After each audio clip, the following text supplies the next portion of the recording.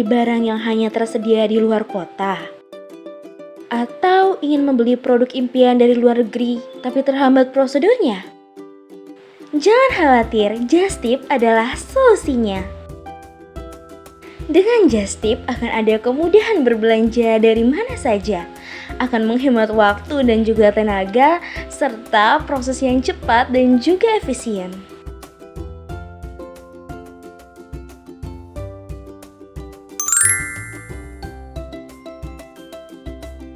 Jenis usaha Justip kakak itu seperti apa sih? Mungkin kayak apa yang kakak jual, kemudian untuk harganya juga rate-nya kisaran dari berapa sampai berapa?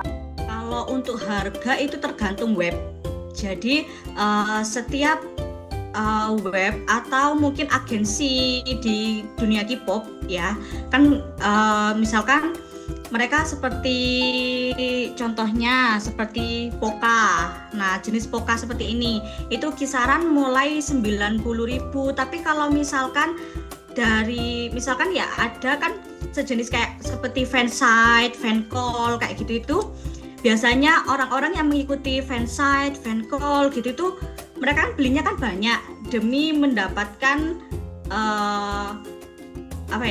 seperti ketemu dengan idol seperti itu. Nah, mereka kan beli banyak, apply, akhirnya barang sudah datang, dijualnya murah. Nah, itu kita bilangnya itu biasanya mbak-mbak selkor gitu kan, seller Korea. Nah, seller Korea biasanya menjual harga yang di bawah rate. Nah, itu tuh yang kadang-kadang membuat saya kadang harganya 90, kadang bisa 45, itu tergantung selkor yang menjual ke saya seperti itu. Selain merchandise K-pop, ada nggak sih Mbak tuh buka Justip lain? Kalau untuk makanan, skincare, terus produk brand-brand Korea seperti Itza Vibe, nah terus bag ya, tas, terus atau sepatu kayak gitu, itu masuknya ke Justip personal order. Dalam usaha Justip kakak ini dan juga di Nanazong ini, mungkin itu target pasarnya tuh siapa? Kebanyakan yang beli di saya rentan usia mulai kelahiran 2005 hingga dewasa. Kadang ada yang ibu rumah tangga juga yang suka K-pop kayak gitu. Strategi yang kakak pakai untuk menarik customer kakak tuh seperti apa sih? Kalau saya sendiri, biasanya anak-anak itu lebih suka di-spill isi produknya. Saya kan punya TikTok. Nah, TikTok saya itu kan isinya tentang saya unboxing album.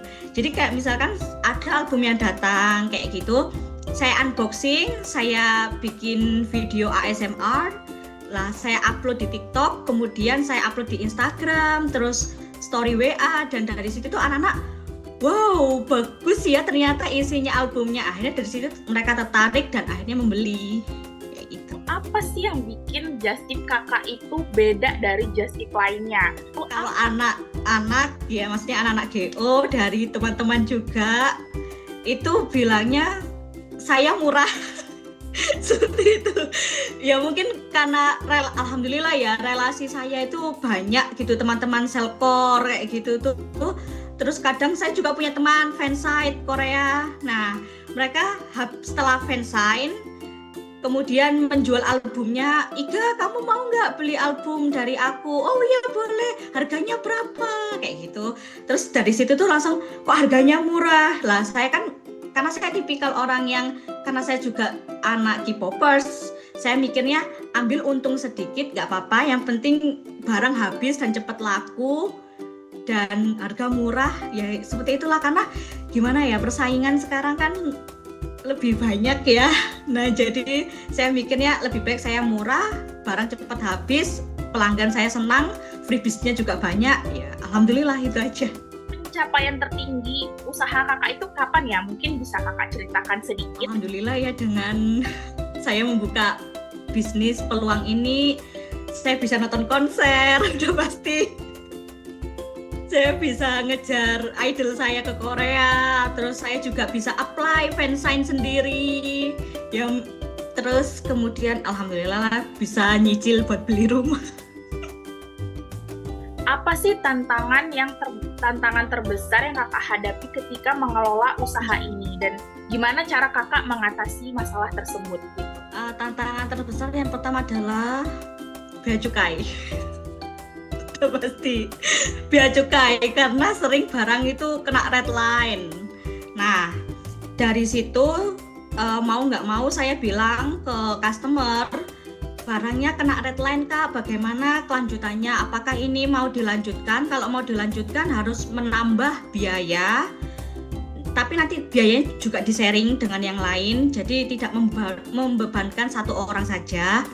Kemudian yang kedua adalah sekarang kan makin banyak ya anak-anak K-popers, jadi makin banyak orang bikin GO, semakin banyak juga anak-anak yang berpeluang untuk menjual koleksi-koleksinya juga, ya itu semacam persaingan juga, ya itulah tantangan saya. Apa masih ada yang perlu diperbaiki untuk membuat pelanggan itu lebih puas gitu?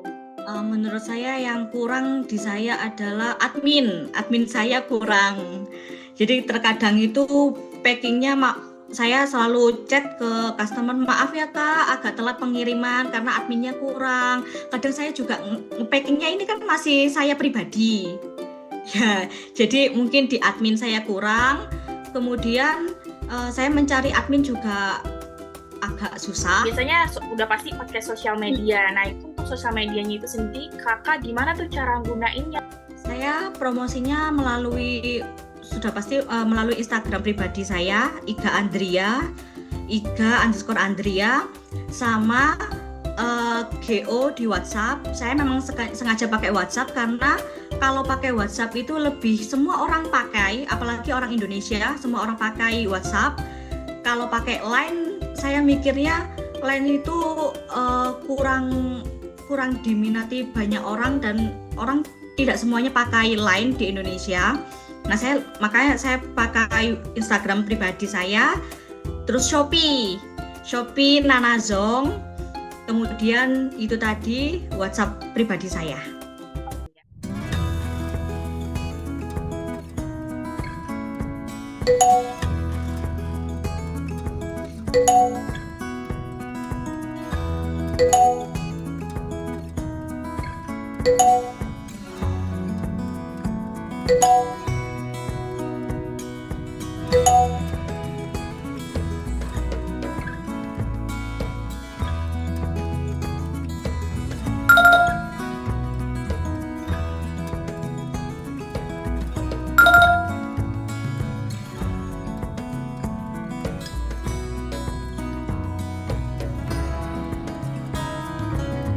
Strategi pemasaran segmentation usaha ini berfokus pada para K-popers terutama Gen Z dengan segmentasi lebih spesifik berdasarkan fandom group, album, dan merchandise K-pop.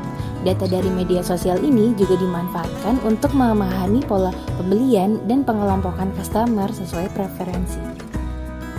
Pada strategi pemasaran kedua, yakni targeting, usaha ini menggunakan platform populer nih, seperti TikTok, untuk menarik K-popers dan Shopee untuk penjualan barang just tip K-pop tersebut.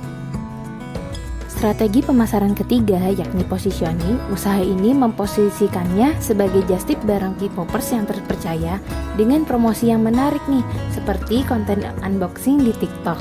Walaupun strategi ini dirasa masih kurang menonjol nih dibandingkan kompetitor lainnya.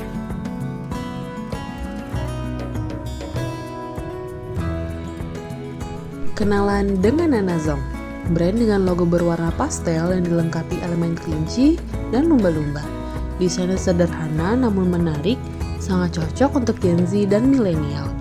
Tipografi tulisan tangan pada logonya juga memberikan kesan personal dan ramah, mencerminkan bisnis yang dekat dengan komunitas.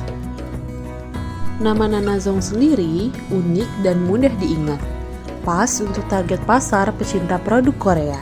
Kombinasi yang profesional namun tetap personal, menjadikannya representasi yang ideal untuk jasa titip K-pop. Pada bagian tagline, karena Nanazong belum membuatnya, bisa dipertimbangkan seperti Just Tip K-pop terpercaya, langsung dari Korea, atau belanja K-pop Korea tanpa ribet, untuk mempertegas nilai dan keunggulan dari brand Nanazong itu sendiri.